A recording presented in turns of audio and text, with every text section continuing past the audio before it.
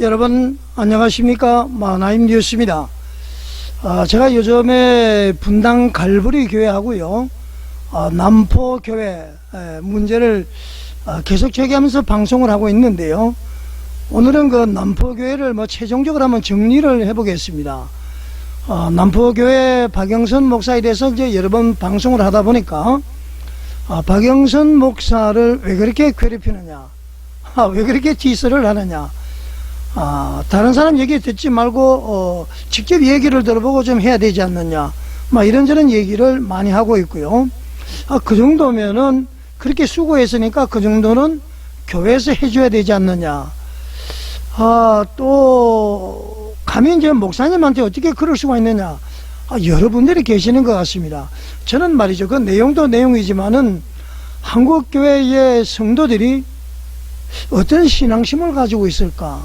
신앙이라는 것은 말이죠, 믿고 바라보는 것 아닙니까? 그럼 우리가 하나님을 바라봐야 됩니다.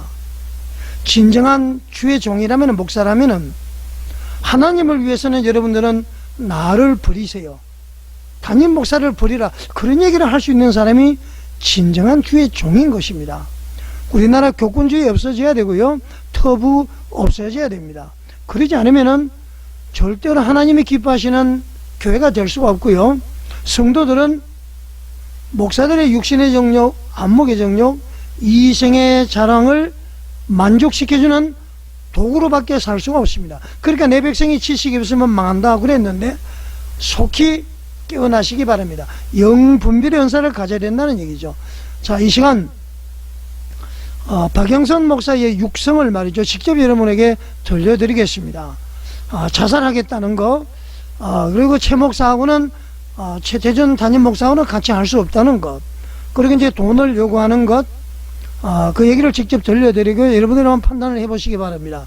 제가 볼 때는 참 고민스럽습니다. 어떻게 해야 될지. 과거에 그런 얘기가 있었죠.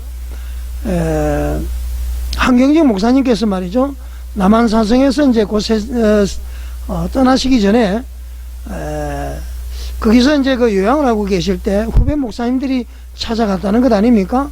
찾아가서 요즘 예수님께 기도하고 계십니까? 하나님께 기도하십니까? 그러니까 예수가 누구야? 나 예수 몰라, 이렇게 하셨다는 것 아닙니까? 아마 그 당시 아마 확인된 것은 아닙니다만은 그 목사님들의 설교 이리저리 전해 들은 얘기가 그런 얘기를 제가 들은 것 같습니다. 사실인지는 모르겠고요. 자, 그래서 그 연장선상에서 박영선 목사, 그렇게 유명하신 분 아닙니까? 어떻게 이렇게 삶의 마무리는 아직까지 하나님의 시간이 있으니까요, 목회를 지금 은퇴한 시점에서 도대체 이해를 하지를 못하겠습니다. 공동구회에서 내용도 그대로 여러분 들려드리고요. 제가 좀 특이하게 보는 것은 공동회를 마치고 장로들과의 간담회에서 말이죠, 어떤 장로님이 이제 사모님하고 여행 다 다니시고 좀 쉬시라고 하니까 나는 사명이 설교의 사명이다, 이 설교 못하게 하면 차라리 그냥 내가 자살해 버리겠다, 그것이 내 사명이라고 그랬죠. 이 박영선 목사, 설교의 대가인지는 모르지만은 사명은 개인이 갖는 것이에요. 그 사명을 하나님이 준 게 맞습니까? 하나님이 주셨으면은 소명이죠. 사명은 박영선 목사 당신이 갖는 겁니다. 그것을 가지고 다른 사람에게 강요할 수가 없는 것이죠. 그리고 이렇게 얘기를 했습니다. 내가 여러분에게 때를 쓰는 것이 아니라 설교 외에는 내 인생의 책임이나 기쁨이 없다고 그랬습니다. 여러분, 이게 목사 입에서 나올 얘기입니까? 설교 외에는 내 인생에 있어서 책임이나 기쁨이 없다, 이게 말이 됩니까? 여호와를 앙망하는 것이 기쁨이고요, 하나님 예수님을 내 마음속에 모시고 이 세상에서 살아가는 것이 나의 기쁨이고요, 하나님을 찬양하는 것이 나의 기쁨이고요, 빛과 소금으로서 이 땅에 살아가는 것이 나의 책임인 것입니다. 저 천국을 바라보며 사는 것이 나의 기쁨인 것입니다. 이분이 왜 이렇게 마무리를 하죠? 저는 도대체 이해가 되지 않습니다. 자, 여러분, 직접 육성 전체 한 4분 정도 되는데요, 제가 자막을 달았습니다만은 완전하게는 달지 않고 핵심적인 키워드만 달았습니다. 자, 한번 같이 보시겠습니다.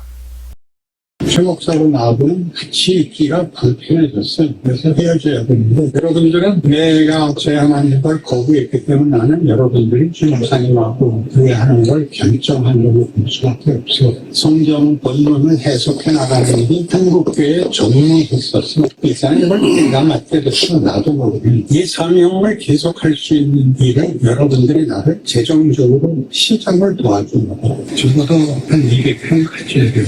나를 따라온 사람은 근데 굉장히 비싸. 한 100억쯤 필요해. 그래서 담보 좀 대고 보내주는 수밖에 없어.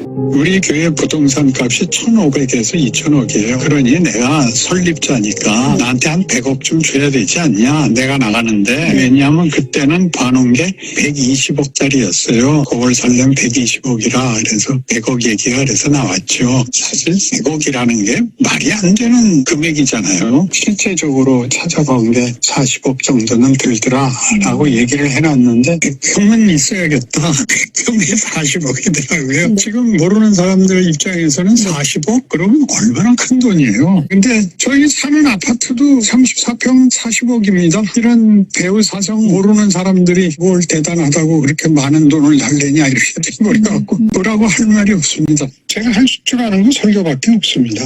하려면 장소가 있어야 되고 제가 창립자고 40년을 여기까지 왔는데 저한테 제2의 기회는 교회가 줘야 맞다. 근데 그것도 지금 아들이랑 나간다 그러니까 세습한다. 아들 해주려고 나가는 거다. 아버지가 그러면 아들한테 해주려고 그러지 그럼 뭐 어디다 하겠어요. 아들 개척하는데 그럼 나도 같이 가서 같이 시작하자가 무슨 세습이에요. 11년 전에 예산에서 이상하다고 봤던 것이 그 당시에 원로 목사님, 담임 목사님 사례비가 두 분 똑같이 한 달에 500만 원, 1년에 6천만 원을 느꼈습니다. 왜 원로 목사님이 담임 목사님하고 같은 사례비를 받을까 하는 의문이 생겼었는데 이 세금이 더 높으네요. 다른 교회나 일반적인 예를 보면 사례금이 없는 경우도 있고 원로 목사님은 대부분은 담임 목사님의 60% 미만으로 알고 있습니다. 우리 교회만 왜 좀 다른 것인지. 원로 목사님 월급에 제도를 하셨는데 그 위에 무엇을 어떻게 하는지 1등 연구소라고 있는데 원로 목사님 보이는데 거기에 왜 1,200만 원을 지원을 하는지 다음 몇 개 꼭 알려주시면 감사합니다. 그래서 목사님의 선물에 대한 내용이 교회와 교회를 통해서 명확하게 확인되고 그런 것이 저희 담임과 담임 목사님을 통해서 전혀 무관하다라는 선과 표현이 있을 때 개척에 대한 논의가 진행되어야 할 것 같다는 생각이 들어서 말씀드립니다. 당에서 박경수 목사님 개척에 대한 내용은 결정이 됐었고요. 개척 준비를 하고 있는 중이고 유모에 대한 말씀은 지금 소명을 하는 중이고 교회가 정하는 대로 충분히 설명을 드리도록 하겠습니다. 그와 같은 공들을 키웁니다. 우리 박영선